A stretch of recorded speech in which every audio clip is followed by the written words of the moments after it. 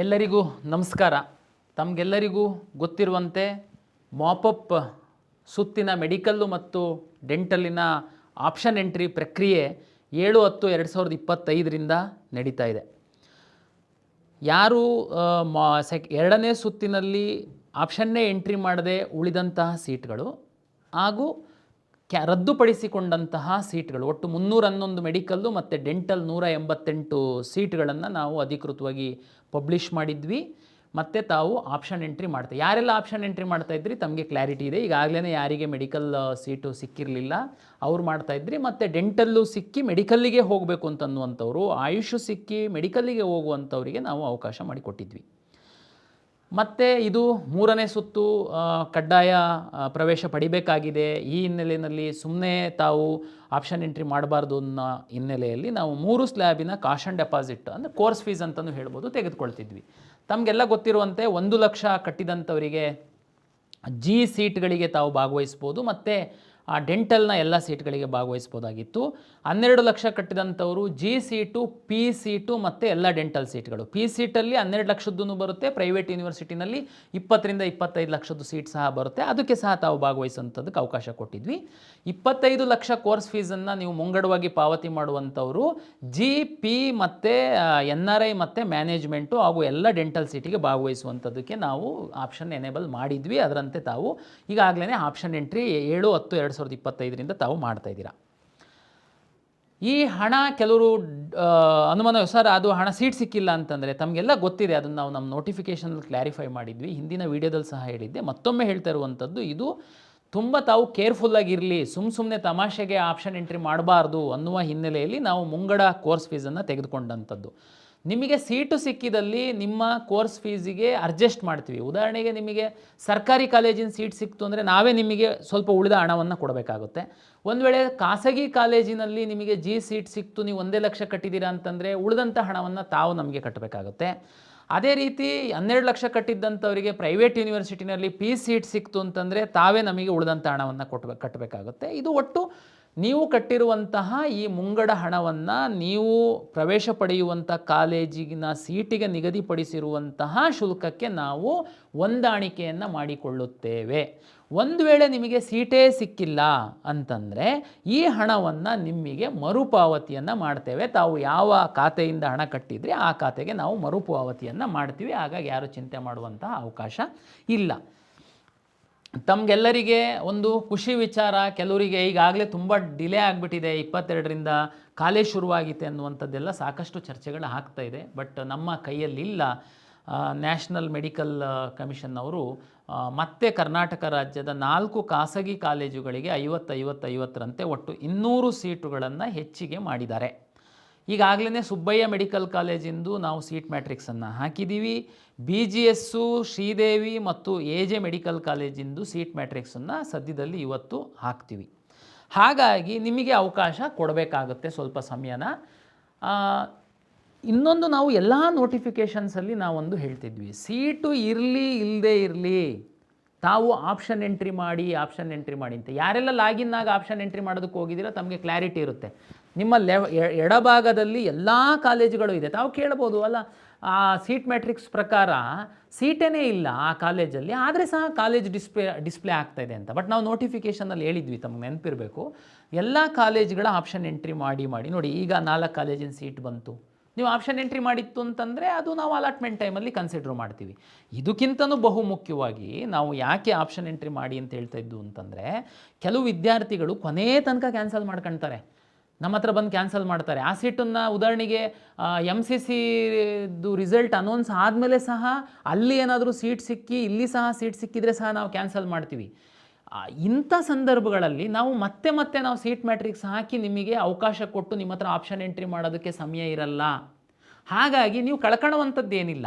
College category ಏನಿರುತ್ತೆ, ಈಗ 1 lakh ಕಟ್ಟಿದ್ದವರಿಗೆ G enable ಆಗಿದೆ, ನೀವೆಲ್ಲ ಜಿ ಸೀಟ್ ಹಾಕಿ. ಸೀಟ್ ಇದೆಯೋ ಬಿಟ್ಟಿದೆಯೋ ನೀವೇ ತಲೆ ಕೆಡಿಸ್ಕೊಳ್ತೀರಾ.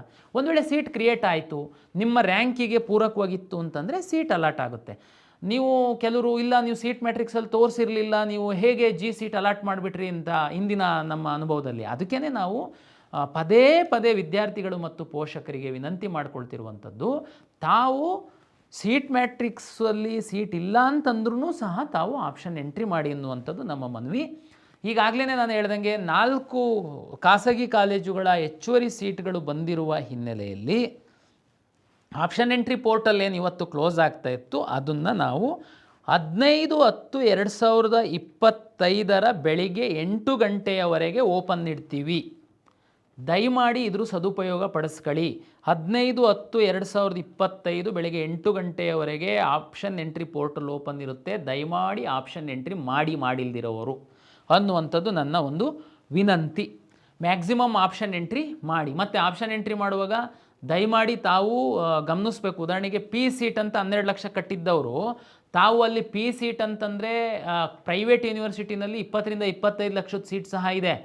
ತಾವು 12 ಲಕ್ಷ ನಾನು ಕಟ್ಟಿದ್ದೆ 12 ಲಕ್ಷದ ಸೀಟ್ ಮಾತ್ರ ಅಂತ ಹಾಕಿದ್ದೆ ನಿಮ್ಗೆ 20 ನೋ ದಯಮಾಡಿ ನೀವು ಆಪ್ಷನ್ ಎಂಟ್ರಿ ಮಾಡುವಂತಹ ಸಂದರ್ಭದಲ್ಲಿ ಆ ಶುಲ್ಕವನ್ನು ನೋಡಿ. ನಿಮಗೆ ಶಕ್ತಿ ಇದೆ, ಇಚ್ಛೆ ಇದೆ ಅಂದರೆ ಮಾತ್ರ ಆಪ್ಷನ್ ಎಂಟ್ರಿ ಮಾಡಿ. ಈ ರೌಂಡಲ್ಲಿ ನಿಮಗೆ ಚಾಯ್ಸ್ಗಳನ್ನ ಹಾಕುವಂಥದ್ದು, ಓಲ್ಡ್ ಮಾಡಿ ಮುಂದಿನ ರೌಂಡಿಗೆ ಹೋಗುವಂಥದ್ದು, ಮತ್ತು ಜಸ್ಟ್ 1 ಲಕ್ಷ ಫೈನನ್ನು ಕಟ್ಟಿಸ್ಕೊಂಡು ಸರೆಂಡರ್ ಮಾಡುವಂಥದ್ದಕ್ಕೆ ಯಾವುದಕ್ಕೂ ಅವಕಾಶ ಇರಲ್ಲ. ನೀವು ಕಡ್ಡಾಯವಾಗಿ ಅಡ್ಮಿಷನ್ ಆಗಬೇಕಾಗುತ್ತೆ. ಅಡ್ಮಿಷನ್ ಆಗಿಲ್ಲ ಅಂತಂದರೆ ಫರ್ದರ್ ರೌಂಡ್ ಮಾತ್ರ ಅಲ್ಲ, ಮುಂದಿನ ವರ್ಷ ಸಹ ತಾವು ನೀಟ್ ಮೆಡಿಕಲ್ ಸೀಟ್ ಕೌನ್ಸಿಲಿಂಗಲ್ಲಿ ಭಾಗವಹಿಸುವಂಥದ್ದಕ್ಕೆ ಅವಕಾಶ ಇರಲ್ಲ. ಉದಾಹರಣೆಗೆ 12 ಲಕ್ಷ 25 ಲಕ್ಷ ಎಲ್ಲ ಕಟ್ಟಿದ್ದಂಥವ್ರದ್ದು ಕೋರ್ಸ್ ಫೀಸ್ ಪೂರ್ತಿ ಫೋರ್ಫೀಟ್ ಆಗುತ್ತೆ. ದಯಮಾಡಿ ವಿಚಾರ ಮಾಡಿ ಮನೆಯವ್ರ ಹತ್ರ ಚರ್ಚೆ ಮಾಡಿ ಆಪ್ಷನ್ ಎಂಟ್ರಿ ಮಾಡಿ ಅಂತನ್ನುವಂಥದ್ದು ನನ್ನ ವಿನಂತಿ. 15/10/2025 ಬೆಳಗ್ಗೆ 8 ಗಂಟೆಯ ನಂತರ ಯಾವುದೇ ಕಾರಣಕ್ಕೆ ಆಪ್ಷನ್ ಎಂಟ್ರಿಗೆ ನಾವು ಟೈಮನ್ನು ಎಕ್ಸ್ಟೆಂಡ್ ಮಾಡಲ್ಲ. ಈ ಸದುಪಯೋಗ ಪಡಿಸ್ಕೊಳ್ಳಿ. ನಮಗೆ ಪ್ರತಿ ಸುತ್ತಿನಲ್ಲಿ ಇದು ಈಗೆಲ್ಲ ಸುಮ್ಮನಿದ್ದು ಕೊನೇ ಸಂದರ್ಭದಲ್ಲಿ ಬಂದು ಸಾರ್ ನಂದು ಇದು ಒಂದು ಬಾಕಿ ಇದೆ, ಒಂದು ಗಂಟೆ ಓಪನ್ ಮಾಡಿ ಅಂತ ಒತ್ತಡ ತರ್ತೀರ. ಅದಕ್ಕೇ ನೀವು ಒತ್ತಡ ತರೋದಕ್ಕೆ ಮೊದಲು ನಾವೇ ಓಪನ್ ಮಾಡಿಬಿಟ್ಟಿದ್ದೀವಿ. ಹಾಗಾಗಿ ತಾವು ಸಫಿಷಿಯೆಂಟ್ ಟೈಮ್ ಕೊಟ್ಟಿದ್ದೀವಿ. ತಾವು ಈ ಸದುಪಯೋಗ ಪಡಿಸ್ಕೊಳ್ಳಿ ಅಂತ ವಿನಂತಿ. ಭಾಳಷ್ಟು ವಿದ್ಯಾರ್ಥಿಗಳ, ಕೌನ್ಸಿಲರ್ಗಳ, ಮಾರ್ಗದರ್ಶಕರ, ಪೋಷಕರ ಬೇಡಿಕೆ. ನಮ್ಮದೇನು ತಪ್ಪು? ನೀವು 2ನೇ ಸುತ್ತಿನಲ್ಲಿ ಕಡ್ಡಾಯವಾಗಿ ಕಾಲೇಜಿಗೆ ಸೇರ್ಪಡೆ ಆಗಬೇಕು ಅಂತ ಹೇಳಿದ್ದಕ್ಕೆ ನಾವು ಸೇರ್ಪಡೆ ಆಗಿದ್ದೀವಿ. ನೀವು ಈ ಹಂತದಲ್ಲಿ 200 ಸೀಟ್ಗಳನ್ನು ಹೆಚ್ಚು ಮಾಡಿಬಿಟ್ಟಿದ್ದೀರಾ.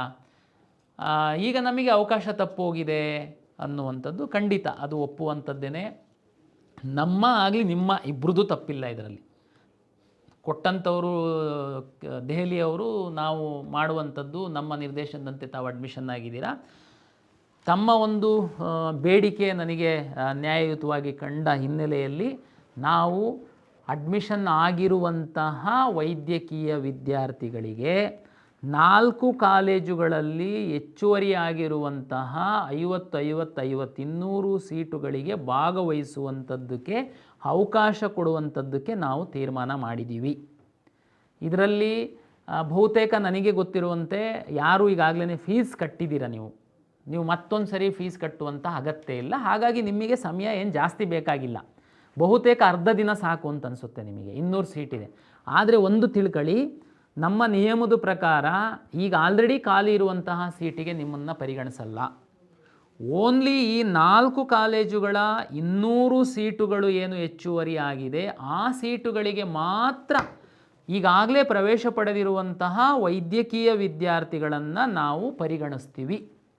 ನಿಮಗೋಸ್ಕರ ನಾವು 15/10/2025 ಬೆಳಿಗ್ಗೆ 11 ಗಂಟೆಯಿಂದ 16/10/2025 ಬೆಳಿಗ್ಗೆ 8 ಗಂಟೆಯವರೆಗೆ ಓನ್ಲಿ MBBS ಅಡ್ಮಿಟೆಡ್ ಸ್ಟೂಡೆಂಟಿಗೋಸ್ಕರ ಲಾಗಿನ್ ಓಪನ್ ಇಡ್ತೀವಿ. ದಯಮಾಡಿ ಅರ್ಥ ಮಾಡ್ಕೊಳ್ಳಿ. ಈಗ ಯಾವುದು ಮಾಪಪ್ ರೌಂಡಿಂದು ಇಲ್ಲಿವರೆಗೆ ಸೀಟೇ ಸಿಕ್ತಿಲ್ದಿರೋರು ಆಪ್ಷನ್ ಎಂಟ್ರಿ ಮಾಡ್ತಾಯಿದ್ದೀರಾ, ತಮ್ಮದು ನಾವು ಕ್ಲೋಸ್ ಮಾಡ್ತೀವಿ. 15ನೇ ತಾರೀಕು ಬೆಳಗ್ಗೆ 8 ಗಂಟೆಗೆ ಕ್ಲೋಸ್ ಆಗುತ್ತೆ. ನಿಮ್ಮ ಲಾಗಿನ್ ಓಪನ್ ಆಗಲ್ಲ. ತಾವು ಅರ್ಥ ಮಾಡ್ಕೊಳ್ಳಿ. ಯಾಕೆಂದರೆ ನಮ್ಮ ಹತ್ರ ಇಷ್ಟು ವಿದ್ಯಾರ್ಥಿಗಳಿದ್ದಾರೆ. ತಂತ್ರಜ್ಞಾನದಲ್ಲಿ ಸಹ ಅಳವಡಿಸುವಂಥದ್ದಕ್ಕೆ ಅದರದೇ ಆದಂತಹ ಪ್ರಾಕ್ಟಿಕಲ್ ಪ್ರಾಬ್ಲಮ್ಸ್ ಇರುತ್ತೆ. ಹಾಗಾಗಿ ನಾವು ಇವ್ರುಗಳಿಗೆ 8 ಗಂಟೆಗೆ ಕ್ಲೋಸ್ ಮಾಡಿ ಕೇವಲ ಈಗಾಗಲೇ ಪ್ರವೇಶ ಪಡೆದಿರುವಂತಹ ವಿದ್ಯಾರ್ಥಿಗಳಿಗೆ ಮಾತ್ರ ನಾವು 15/10/2025 11 ಗಂಟೆಯಿಂದ 16/10/2025 ಬೆಳಗ್ಗೆ 8 ಗಂಟೆವರೆಗೆ ಸುಮಾರು 20 ಗಂಟೆಗಳಷ್ಟು ಕಾಲವನ್ನು, ಆ್ಯಕ್ಚುಲಿ ಅಷ್ಟು ಬೇಕಾಗಿಲ್ಲ ನಿಮಗೆ, ಅರ್ಧ ದಿನ ಸಾಕು. ಬಟ್ ಆದ್ರೂ ನಾವು ನಿಮಗೆ ಸಫಿಷಿಯೆಂಟ್ ಸಮಯವನ್ನು ಕೊಡ್ತಾ ಇದ್ದೀವಿ.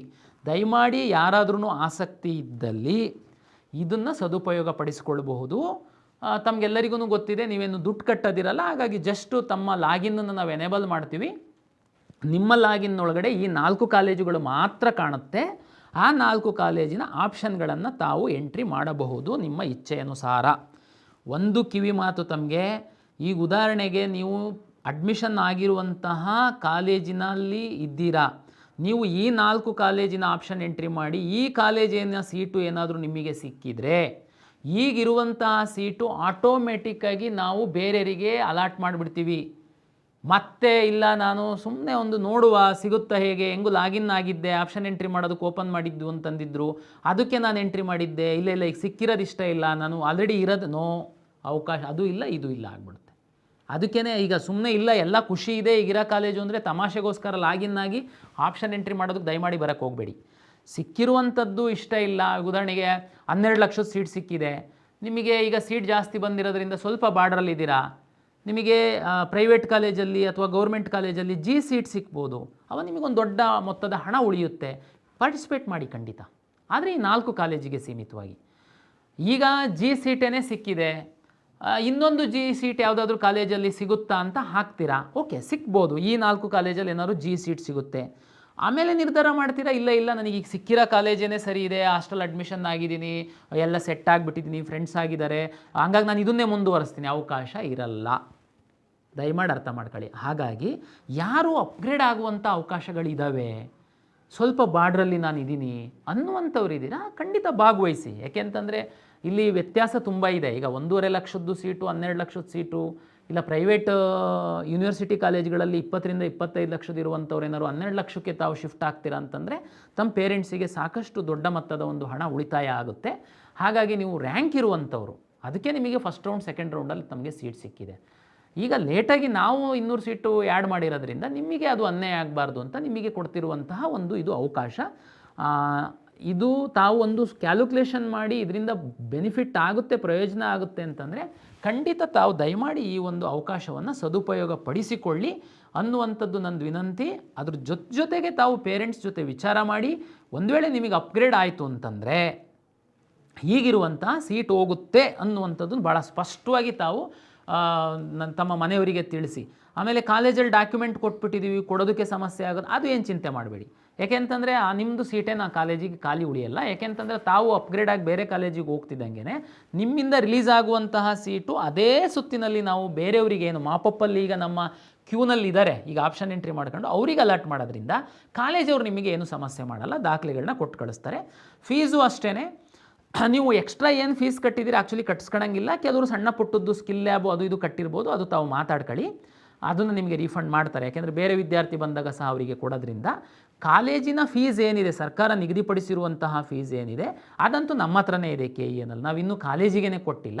ಹಾಗಾಗಿ ಅದನ್ನು ಕಾಲೇಜಿಗೆ ಕಳಿಸುವಂತಹ, ಅದನ್ನು ಹೊಂದಾಣಿಕೆ ಮಾಡುವಂತಹ ಸಂಪೂರ್ಣ ಜವಾಬ್ದಾರಿ ಕರ್ನಾಟಕ ಪರೀಕ್ಷಾ ಪ್ರಾಧಿಕಾರದ್ದಾಗಿರುತ್ತೆ. ಹಾಗಾಗಿ ಅದ್ರ ಬಗ್ಗೆ ನೀವೇನು ವರಿ ಮಾಡುವಂತಹ ಅಗತ್ಯ ಇಲ್ಲ.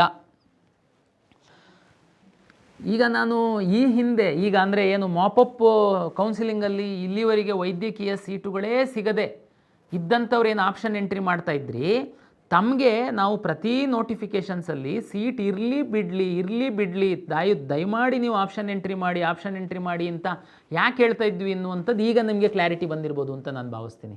ಯಾಕೆ ಅಂತಂದರೆ ತಮಗೆಲ್ಲ ಗೊತ್ತಿದೆ, ಈಗ ಅಡ್ಮಿಷನ್ ಆಗಿರುವಂತಹ ವಿದ್ಯಾರ್ಥಿಗಳಿಗೆ ನಾವು 200 ಸೀಟುಗಳಿಗೆ ಭಾಗವಹಿಸುವಂಥದ್ದಕ್ಕೆ ಅವಕಾಶ ಮಾಡಿಕೊಟ್ಟಿದ್ದೀವಿ.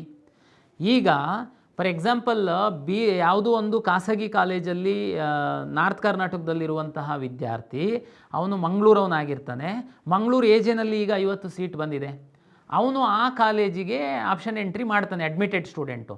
ಅವನಿಗೆ ಎಜೆ ಕಾಲೇಜ್ ಸಿಕ್ತು ಅಂತಿದ್ದಂಗೆ ಅವನು ಅಡ್ಮಿಟ್ ಆಗಿರುವಂಥ ಸೀಟು ರಿಲೀಸ್ ಆಗಿಬಿಡುತ್ತೆ. ಅದು ನಾವು ಯಾವ ಸೀಟ್ ಮ್ಯಾಟ್ರಿಕ್ಸಲ್ಲೂ ತೋರಿಸಿಲ್ಲ, ಆದರೆ ಅದು ರಿಲೀಸ್ ಆಗ್ತಿದ್ದಂಗೆ ನಿಮಗೆ ಯಾರು ಆಪ್ಷನ್ ಎಂಟ್ರಿ ಮಾಡಿರ್ತೀರ ಅವರಿಗೆ ನಾವು ಅಲಾಟ್ ಮಾಡ್ತೀವಿ.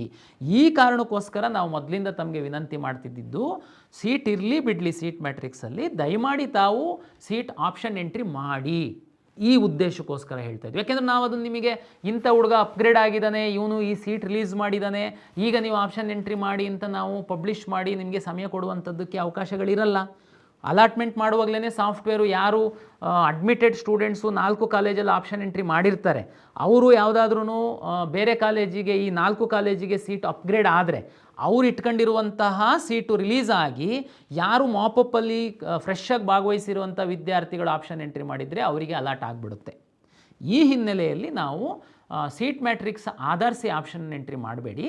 ತಾವು ಏನು ಕಾಶ್ ಆ್ಯಂಡ್ ಡೆಪಾಸಿಟ್ಟು ಕೋರ್ಸ್ ಫೀಸ್ ಕಟ್ಟಿದ್ದೀರಾ ಅದಕ್ಕೆ ಪೂರಕವಾಗಿ ಏನೆಲ್ಲ ಆಪ್ಷನ್ಸು ನಿಮಗೆ ಅವೈಲಬಲ್ ಇದೆ ದಯಮಾಡಿ ಎಂಟ್ರಿ ಮಾಡಿ ಅನ್ನುವಂಥದ್ದು ನನ್ನ ವಿನಂತಿ ಇತ್ತು. ಈಗ ನಿಮಗೆ ಕ್ಲಾರಿಟಿ ಬಂದಿದೆ ಅಂತ ಭಾವಿಸ್ತೀನಿ.